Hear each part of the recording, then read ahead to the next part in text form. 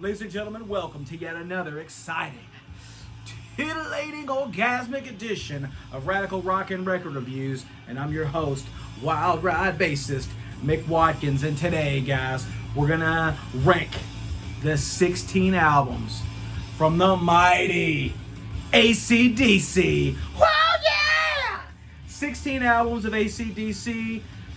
Let's cut to the chase. No bullshit. I'm going to rank all the international versions. I'm not going to include the ones that were released in Australia because being in America, being born in the USA.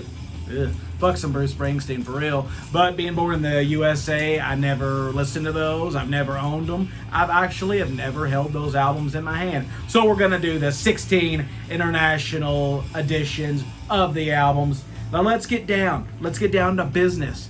Let's talk about, well, my history with AC/DC. You want to ask, you're like, Mick, how did you get into AC/DC? How'd you get into the band? How'd you love them?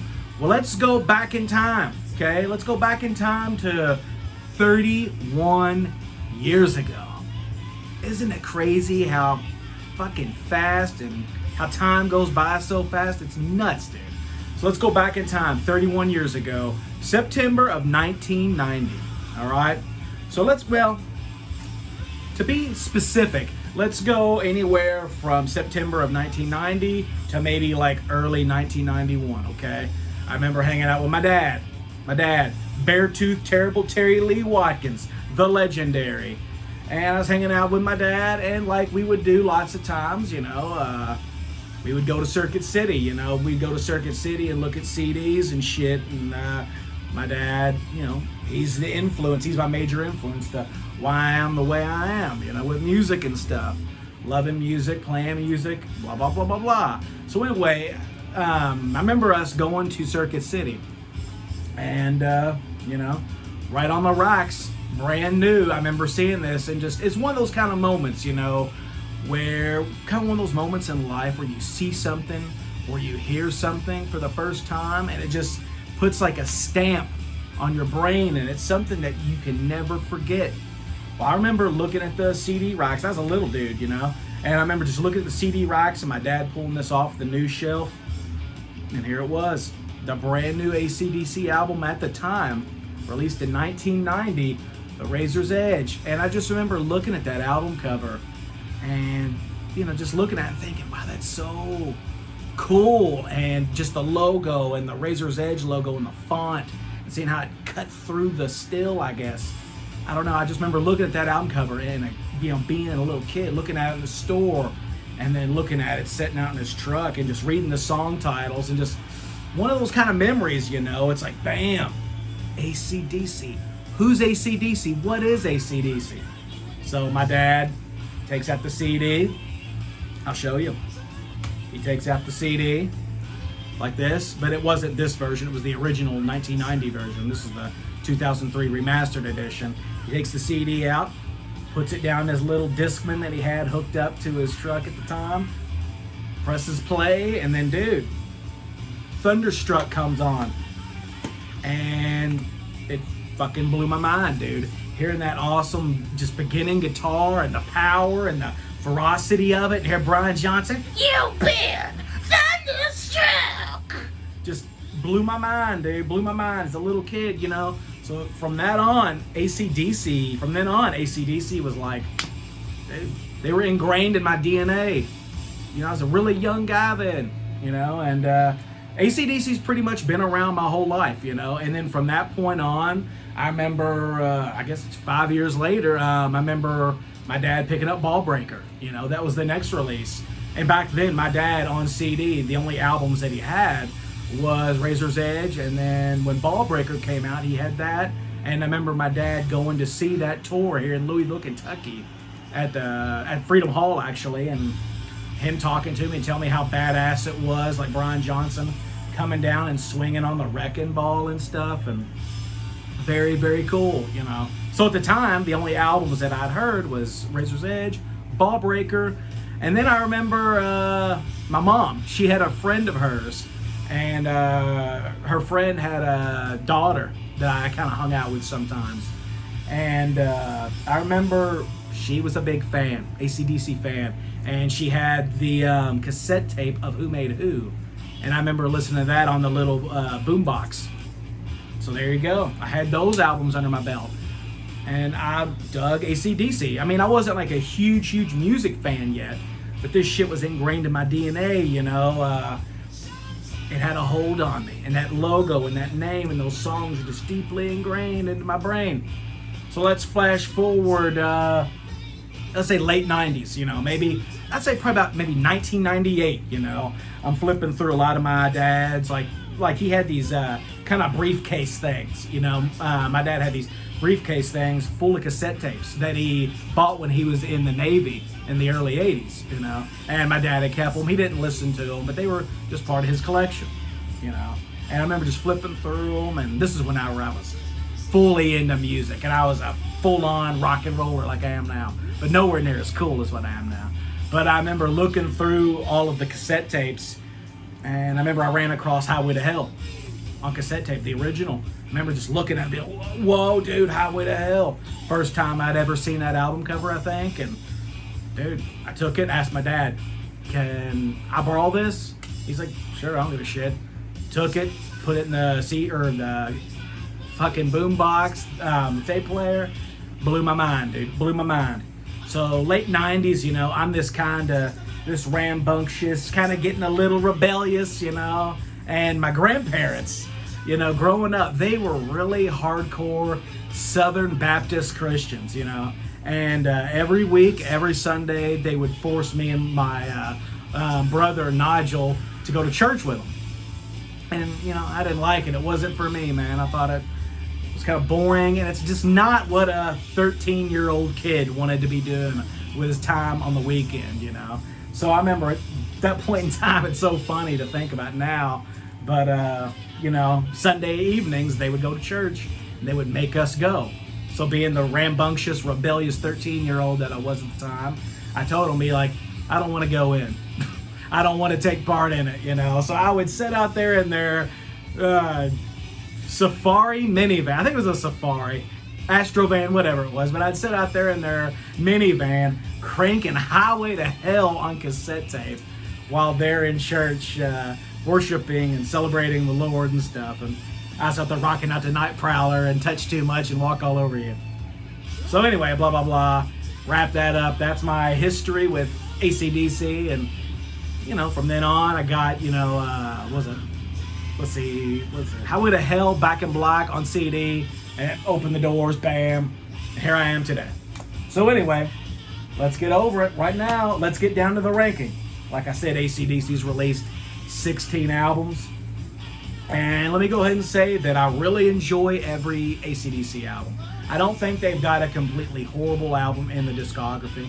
I think they're all pretty good. Even the ones that I don't like as much, they've got a few really good hard tunes that I really dig.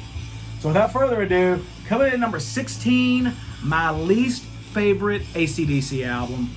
I remember when this album came out, I had to stay after school because I had shitty ass grades, and I had to do work to bring up my grades. It was called ESS. It was like an after school program, you know.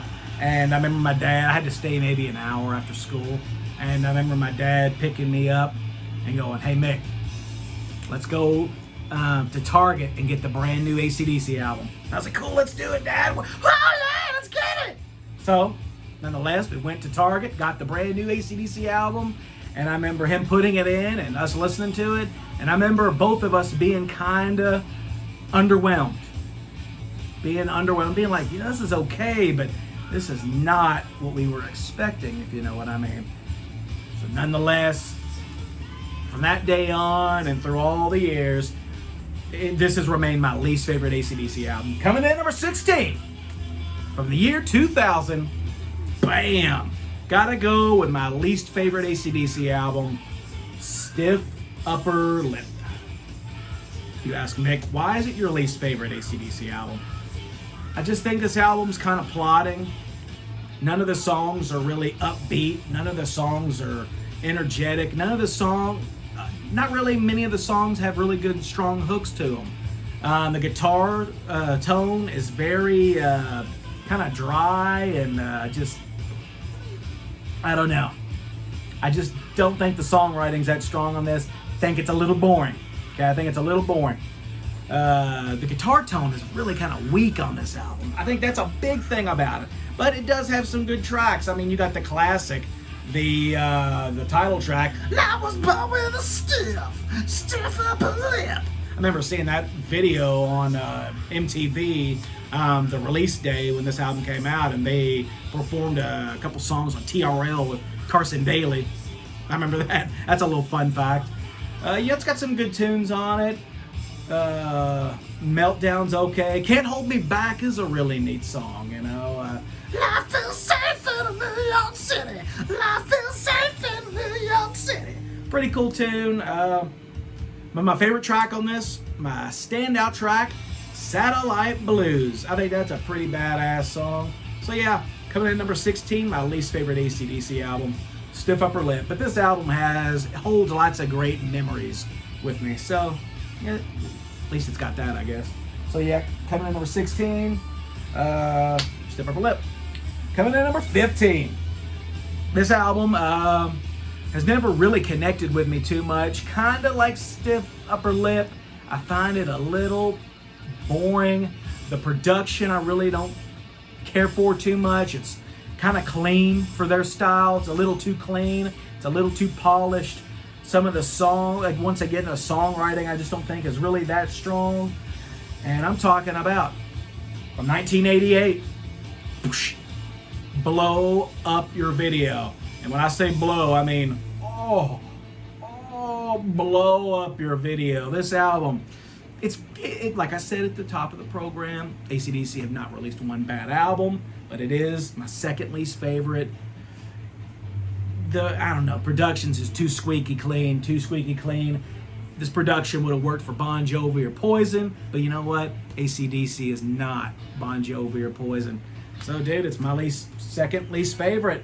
It's got some good tunes. Heat Seeker's pretty cool. That's the way I wanna rock and roll. That song's okay. Mean Streak's pretty cool. Feel like kissing dynamite. Feel like kissing dynamite. Because the Dynamite's badass. Oh, Two's Up is really neat. Two's Up is really cool. Saved in the nick of time.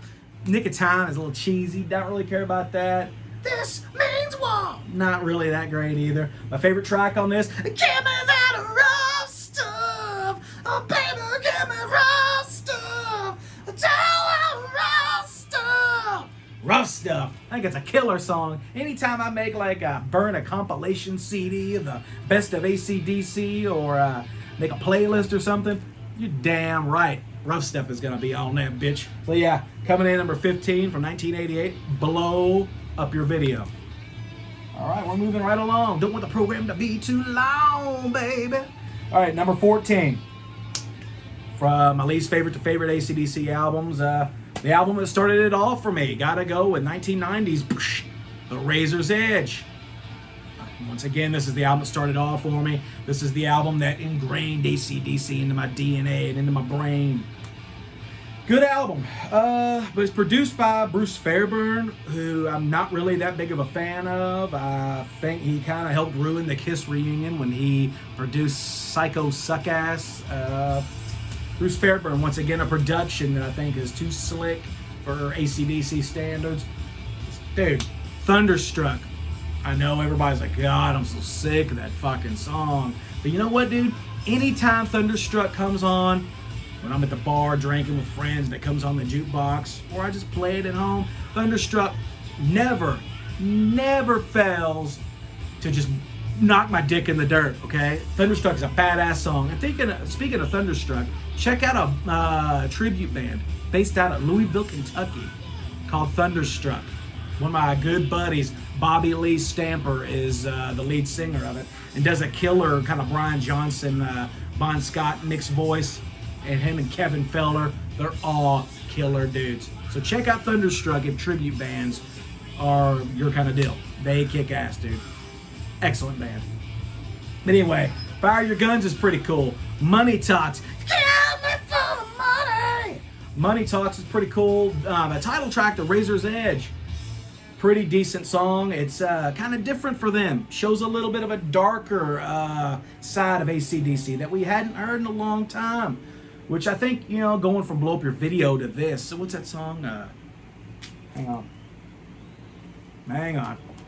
I think on, Two's Up. I think Two's Up from Blow Up Your Video was kind of hinting around that kind of sound of The Razor's Edge. I know a lot of people fucking hate Mistress for Christmas, but I love it. It's a really cool song. Every year for Christmas, for years, we would get up and like open up gifts at my dad's house. And right when we would start like opening up our gifts and shit and all crowded around the Christmas tree, my dad would blast Mistress for Christmas on his fucking stereo. It was fun. So I got a lot of nostalgia with that too. Oh God, and this album probably contains my least favorite AC/DC song of all, Rock Your Heart Out. Rock your little heart out. Sounds like some nursery rhyme bullshit. Oh, that chorus. Rock your little heart out. Fucking hate Rock Your Little Heart Out. Song sucks balls. Are you ready? Are you ready for a good time? Are you ready's awesome. Got you by the balls. But my favorite track on this album is probably, what did I write down? Shot of Love, baby. Yeah, Shot of Love kicks ass. So yeah, coming in at number 14 on the list, Razor's Edge from 1990. All right, let me get a little swig of my water. This Brian Johnson imitation shit is it's kind of making me thirsty. Hang on. Of course, I'm not drinking booze. I'm drinking Nestle Pure Life. All right, check it out. All right, so coming in number 13 on the list.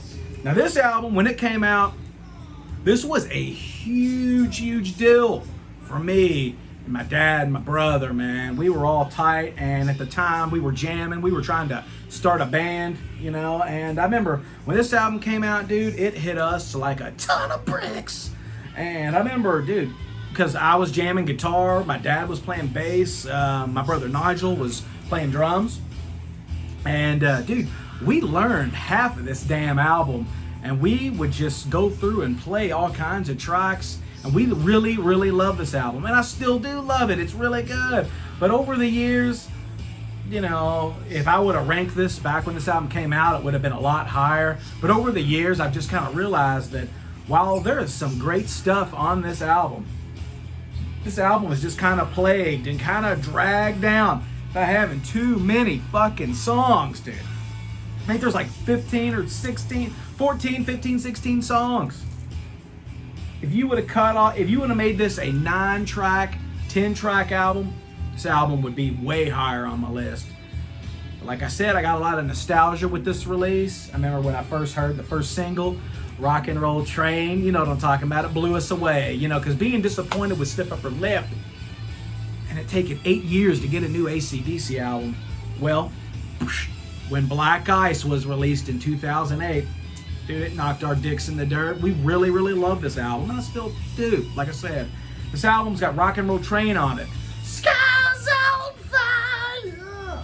Skies on Fire, we learned that one. Big Jack, oh, Big Jack. Anything Goes is cool. I remember we learned War Machine. We used to jam on that all the time. And she likes rock and roll. I like rock and roll.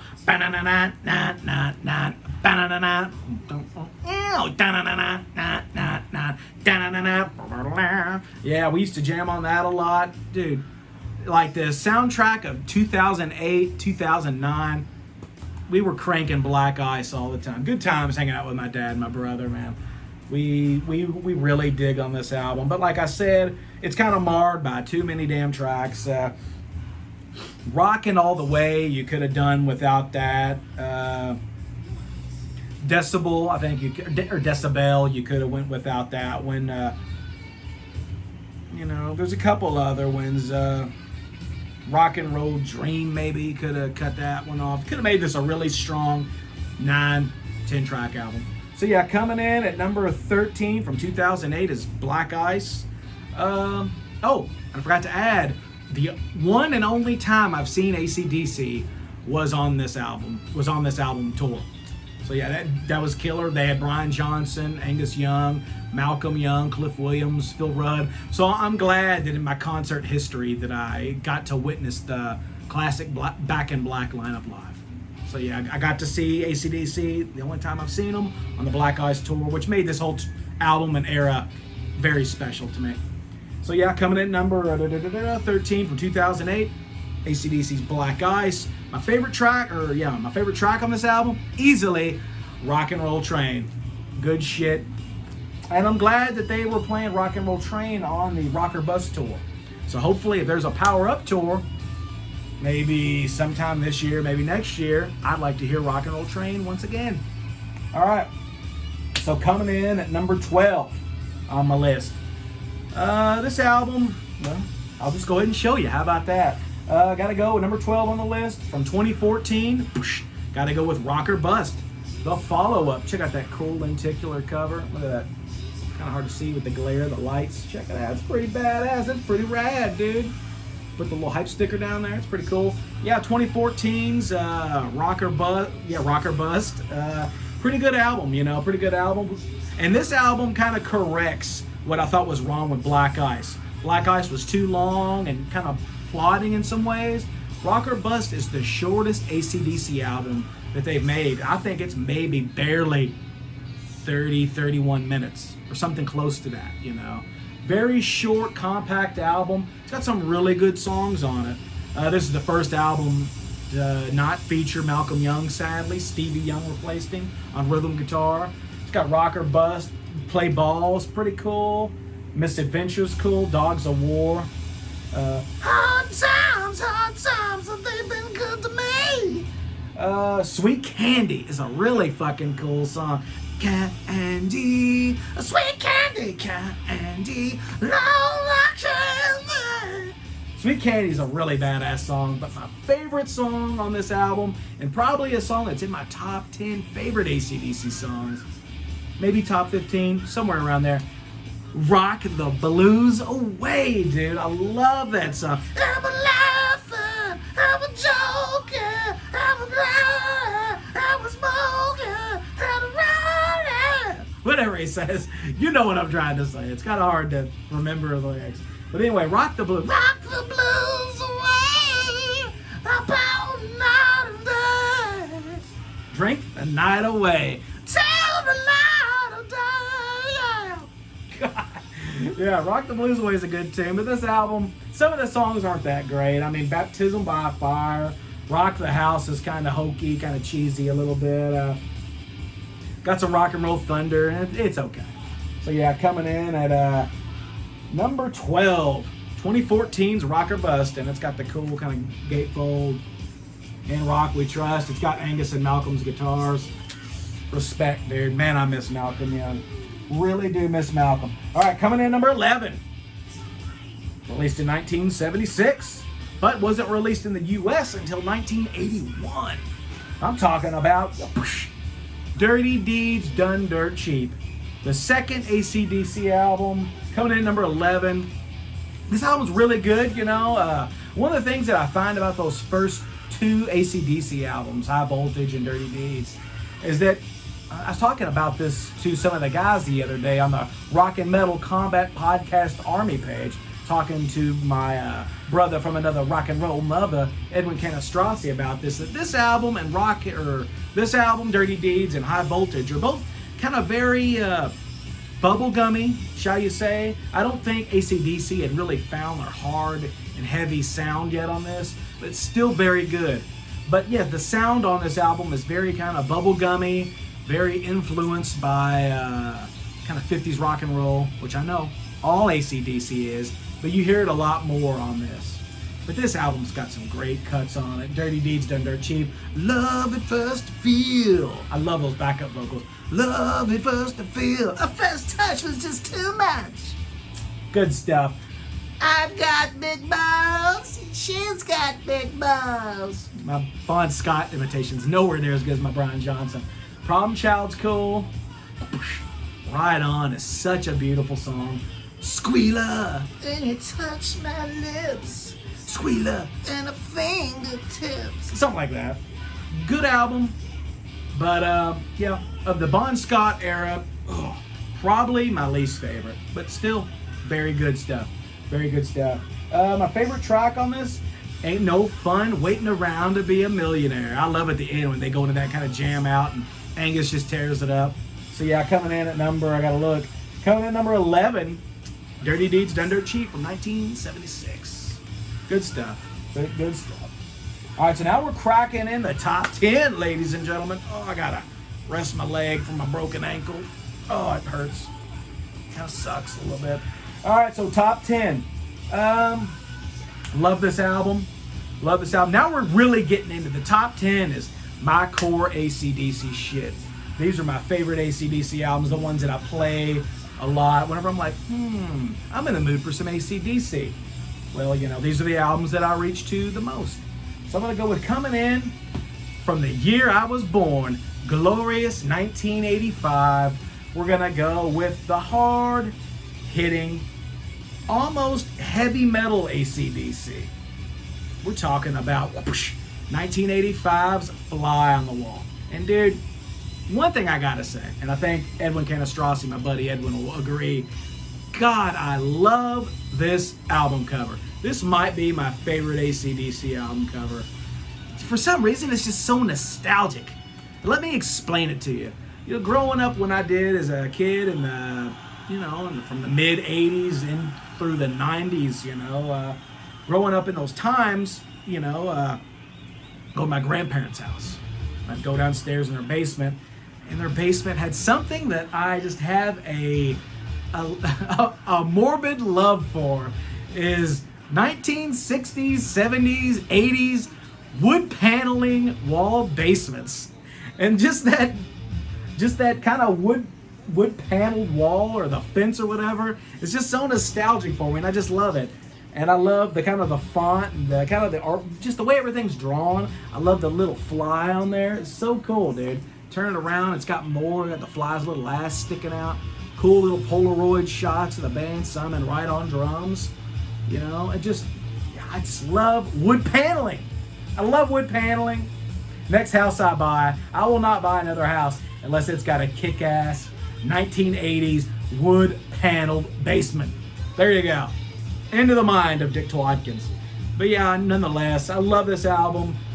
This is very hard, like I said, heavy metal AC/DC. This is mid-80s heavy metal AC/DC. The title track, Fly on the Wall, kicks ass. Shake Your Foundation, First Blood, Danger. Playing with girls! Playing with girls! Hell or High Water. Love it.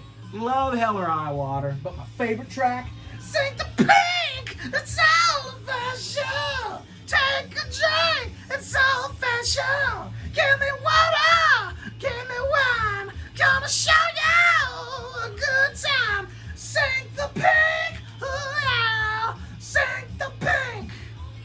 I want to turn your TV sets down a little bit, because I'm going all in, baby! So yeah, coming in number 10, Fly on the Wall from 1985. Love it. Love it. Okay, coming in number 9. I actually swapped that last one and this one around. Coming in number 9, gotta go with the debut album. The international debut album from old AC/DC. High Voltage, boy, from 1976? 1976? Yeah, 1976. Great debut. It's got some classics, dude. It's a long way to the top if you want to rock and roll. It has Bon Scott playing some fucking bagpipes. Gonna be a rock and roll singer. That she's got the jack.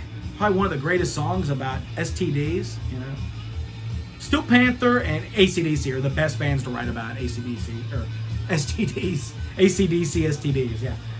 TNT's badass. Can I sit next to you, girl? Good shit. Little lover. Little Lover's cool. High Voltage, she's got balls. But my favorite track, and I love that opening, just that pulsating bass. Now this song, because I'm a bassist, just the way Mark Evans lays down that real pulsating kind of, I think it's like an A, that pulsating A note. at the beginning of Livewire. God, I love that. And that has such a huge influence on how I pick and play bass. God, I love it. Mark Evans was a very underrated, very underappreciated bassist. Cliff Williams is amazing also. But I just love Livewire. I'm a Livewire. Oh, God set this town on fire. Good shit, dude. See, my favorite track on this album, Livewire. Coming in number 9 on the list, 1976's High Voltage. All right.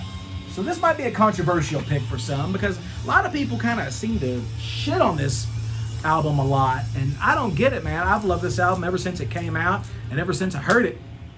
I think it's very cool. I find this album kind of a relic.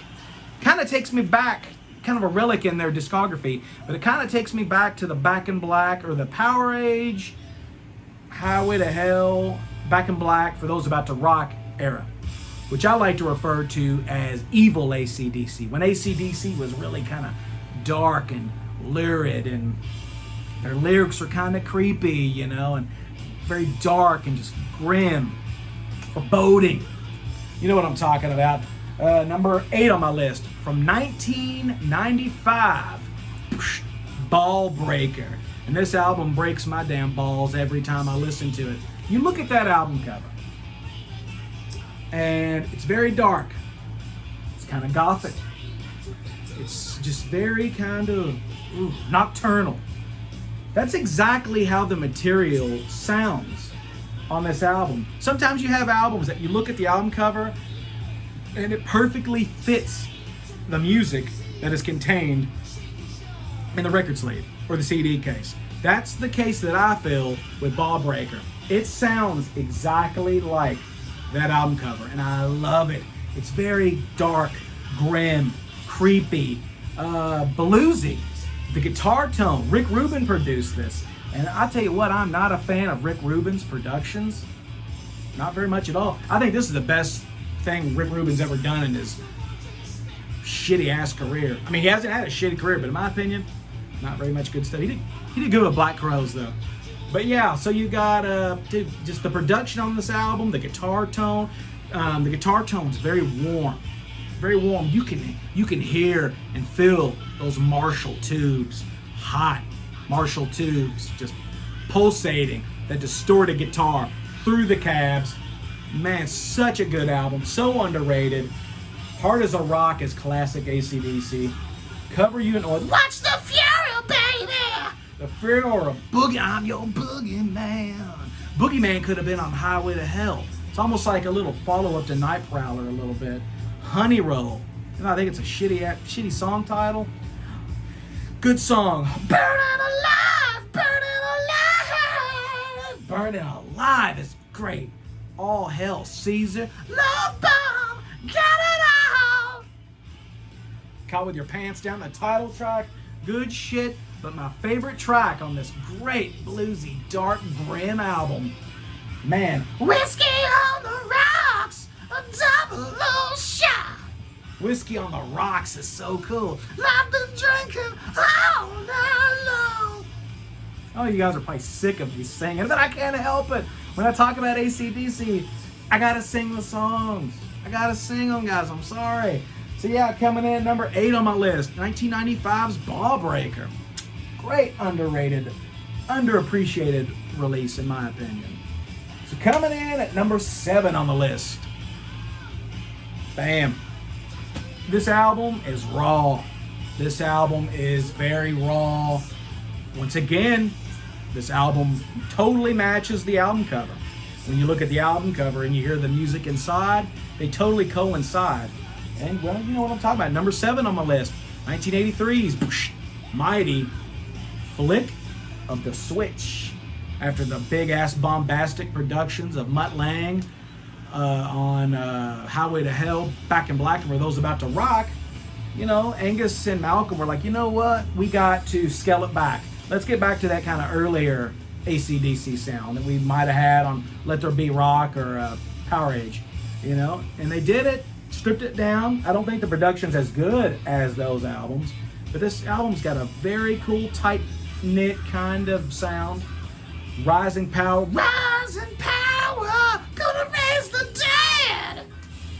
favorite track on this beast of an album. This House is on Fire.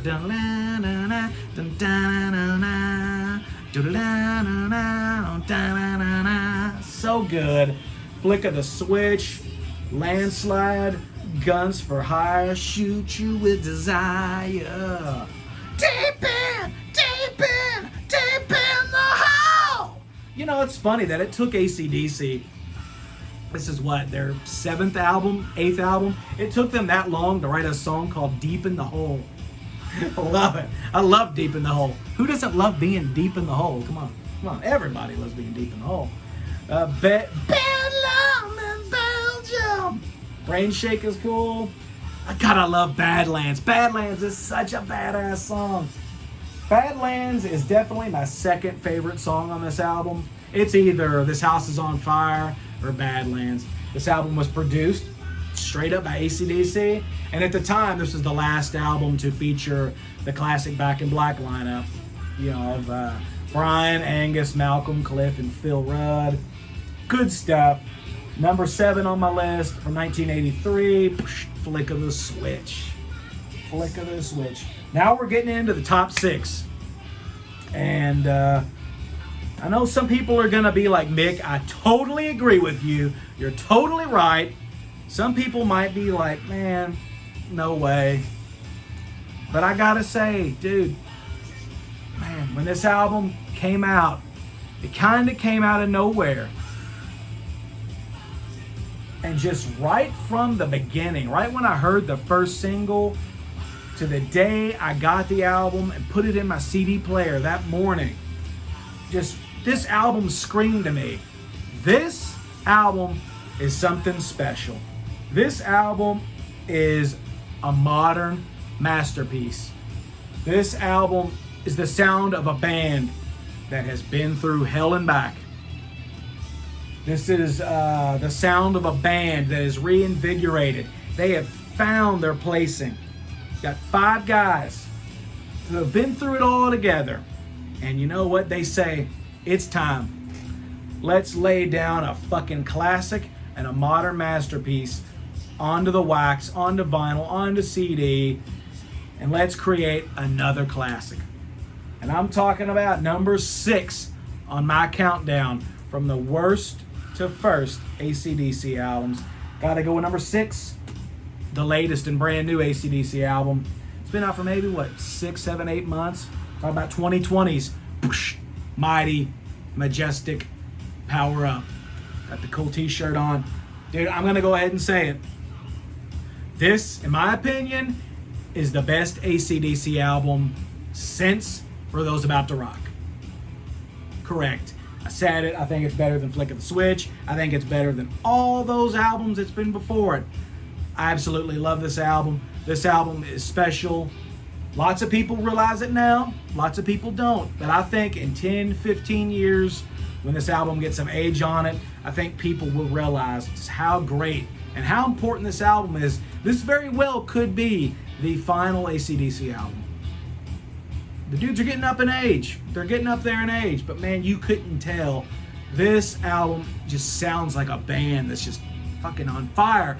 They got something to prove. This is not a legacy band or a heritage band just going through the motions, just releasing something. This is a band on a mission. This is a band writing some of the best fucking songs in their career. And man, I really hope they do a tour for this, because I gotta see AC/DC again. I really do. I'm itching for another AC/DC concert. I mean, you look at, and some of, like, a lot of the lyrics on this album are different. I would think from probably, for maybe the last 30 years, with some exceptions here and there, but every AC/DC album has had songs with the name rock and roll in them. They've all just kind of been singing about the same, just a lot of the lyrics have been just kind of predictable on a lot of the more recent AC/DC albums for a long time. And this album kicks off with Realize, Rejection. When I saw those song titles, I was like, are those AC/DC song titles? Like, no way. Shot in the Dark. Shot in the dark, pizza walking the ball, yeah. Through the Mist of Time. Great shit. Very introspective, hard rocking, kick ass AC/DC. Damn, this album's good. Kick You When You're Down, and my favorite song on this album, and honestly, probably one of my favorite AC/DC songs of all time. Caught in a witch's spell. Got a tale to tell. Witch's Spell. God, I love it. And a couple weeks ago, they released a music video for Witch's Spell. Incredible. Probably my favorite AC/DC music video of all time. It's excellent, dude. It's excellent. Wild reputation. And one of the things I love best about this album is probably for the first time since Ballbreaker, and before that, probably since the first time since For Those About to Rock, this is the return of evil AC/DC. A lot of the songs are kind of got that cool kind of satanic panic kind of vibe, you know. Shot in the Dark, Witch's Spell, Demon Fire. You know, just got some kind of dark and that cool early to mid 80s satanic AC/DC that I love so much. That's the AC/DC that I love. Evil AC/DC. Richard Ramirez AC/DC, which I forgot to mention on the fly on the wall. Richard Ramirez and all that stuff. It's kind of fun. But yeah, just a great album. Got a cool gatefold. Kind of looks like the 74 Jailbreak album cover. I could just gush over this album all day long. But yeah, coming in number 6 from 2020, AC/DC Power Up. Modern classic. Now we're getting to my top 5. Number 5. From 1977, gotta go with Let There Be Rock. One of the most ferocious guitar tones in the history of rock and roll. I don't know how in the hell they did this, but those fucking amps, those amp heads, sound like they are on the verge of exploding and blowing up. One of the most mean, gnarly, just dirty guitar tones on this fucking album. Now, Bon Scott, just great lyrics. Go Down, Dog Eat Dog, Let There Be Rock, Bad Boy Boogie. I've overdosed on you. I love Overdose. But my favorite track, Whole lot of rosé. that's not my favorite track, but my favorite track, Hell ain't a bad place to be. great album, just excellent stuff. So coming in number 5 from 1977, Let There Be Rock. Good shit, man. Top 4.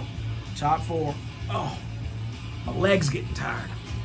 Top 4, gotta go. Now this was tough, my top 4. These are my absolute favorite AC/DC albums. Absolute favorites. Top 4, I moved some around. My top 2 stayed the same. But 4 and 3 had to move around a lot. I think I made the right choice. Who knows, if I did this again in a year, it might be different. But number 4, I had to go with a mighty classic. 1978, Powerage. Man, some of Bon Scott's best lyrics.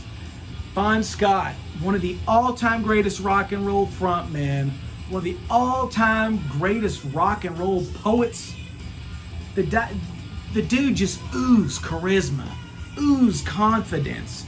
Bon Scott was just a dude that I'd love to fucking party with. Damn it, Bon, why'd you have to die? Sucks, man. But yeah, Rock and Roll Damnation. Give me a bullet to bite on, and I make believe it's you. Fucking riffraff. Sin City. Speaking of Sin City, if you haven't seen the performance that AC/DC did of Sin City on the Midnight Special back in, I guess, 78, you get on YouTube, look that shit up. I know it's on the excellent AC/DC DVD set, Family Jewels. Probably my favorite AC/DC live performance of all time, Sin City on Midnight Special. Excellent. Gone Shooting always reminds me of Beavis and Butthead Do America. Up to my neck and you, Kicked in the Teeth Again. Sometimes you lose, sometimes you win. But my favorite song on this album, and one of my favorite AC/DC songs, period, probably my top 3 or 4. A song that everybody can relate to, and I think some of Bon Scott's best lyrics. Down Payment Blues.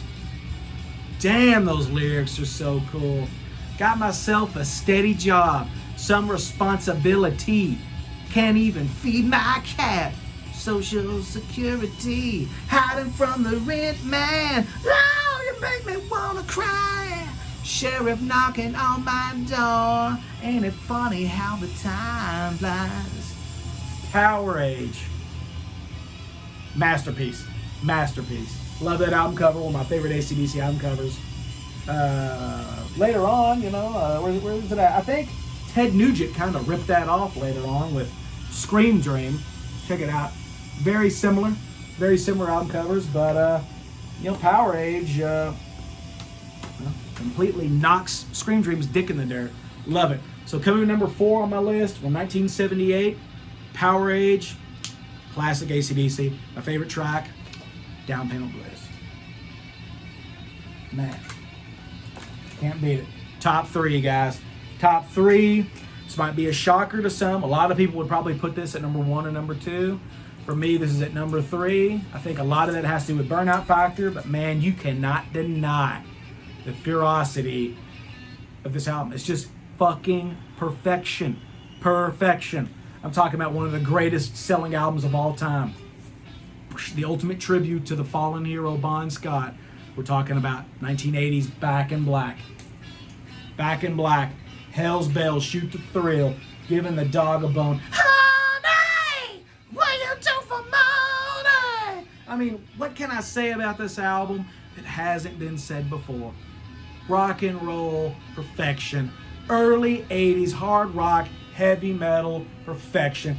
I couldn't tell you how many damn times I've been at a keg party, a house party, tearing it up at the bar when some of these songs come on the jukebox and slay. And when they do, the drinks start tipping back, the shots start shooting back. Ultimate party music right here, the best. Shake a leg, shake a leg. I don't know what to say about this that you don't already know and what hasn't been said before.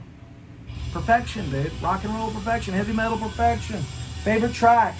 Let me put my love into you, babe. Let me put my love on the line. Let me put my love into you, baby. Let me cut your cake with my knife. I'm gonna put that love into you. Oh yeah. Number 3, 1980s Back in Black. Man, excellent. Controversial pick right here. Gotta go with my second favorite AC/DC album. And earlier I said I love evil AC/DC. I think that's why I love this album so much, because to me this is AC/DC at their most kind of dark and grim and kind of evil, satanic AC/DC. This is just them at their height of being satanic and evil and dark, like I'm saying. Gotta go with 1981's For Those About to Rock. We salute you. Dude, in my opinion, I know a lot of people say Back in Black is it. I think this is their masterpiece with Brian Johnson. I mean, For Those About to Rock, We Salute You, the fucking title track. I put the finger right on you. Let's get it up, that riff, that Inject the Venom, Snowballed, Evil Walks. Killer fucking track. That chorus, dude, that Mutt Lange production on the chorus. Evil walks beside you. Evil talks behind you. God, breaking the rules. Just keep on breaking the rules. Love it, man. Night of the Long Knife, Spellbound. All those cool, just kind of satanic AC/DC song titles. But my favorite song on the album. C.O.D. Call on the devil. C.O.D. The devil in me. C.O.D. Call on the devil. The devil in me. Man, oh man. When I'm ready to party, when I'm ready to throw down, definitely some fucking shit off For Those About to Rock is gonna get played. So coming in at number 2 on my best of AC/DC. 50 minutes, guys. 1981's heavy metal classic, For Those About to Rock. And you know what it is. That leaves it to my favorite AC/DC album. The album that I used to skip church and sit out in the Astro van and crank lots of Sundays as a kid. This album is just perfect. It's perfection, man. Every song. The best music's AC/DC. The best music AC/DC's ever written. Definitely the best lyrics Bon Scott ever wrote. Just, dude, this is, to me, this is AC/DC at their musical peak. Some people might argue with me and say that that's Back in Black. I disagree. Just, dude, Bon Scott fucking makes this my favorite AC/DC album from 1979. No contest. Highway to Hell, dude. I mean, the title track. Highway to Hell. Girls Got Rhythm. The mighty, just almost punk rock of Walk All Over You. Some of the coolest lyrics of all time. Man, looking so good under me, I'm gonna walk all over you. Touch too much, one of those nights when you turn out the light and everything comes into view. I was taking my time, I was losing my mind. There was nothing that you couldn't do. Say I gotta touch. Touch too much. Beating around the bush. Dude, shot down in flames. Get it hot, get it hot.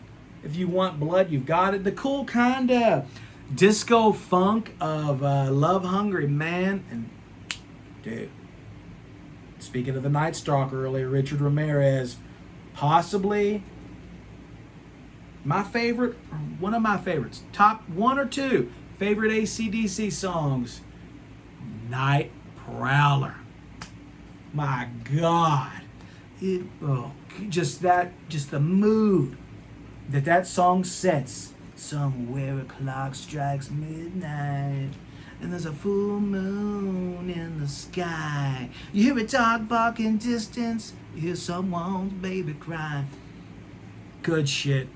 So cool. And I know throughout the whole Richard Ramirez murder trials and all that stuff, I know he left a AC/DC ball cap behind one of the crime scenes, and and they ask about the lyrics, and AC/DC's like, well, it's about sneaking into a girl's bedroom at night. Dude, when I listen to Night Prowler, it totally sounds like a dude stalking the streets trying to kill people. It does not sound like somebody sneaking into a girl's bedroom while her parents are asleep. But nonetheless, dude, it's all fiction. It's not like they're telling you to go do it. Richard Ramirez was a seriously fucked up, mental incompetent dude that just had great taste in music. I gotta say that. But nonetheless, Night Prowler, killer. Love it. Just a cool vibe. And I'm telling this to you. There ain't nothing you can do. Excellent.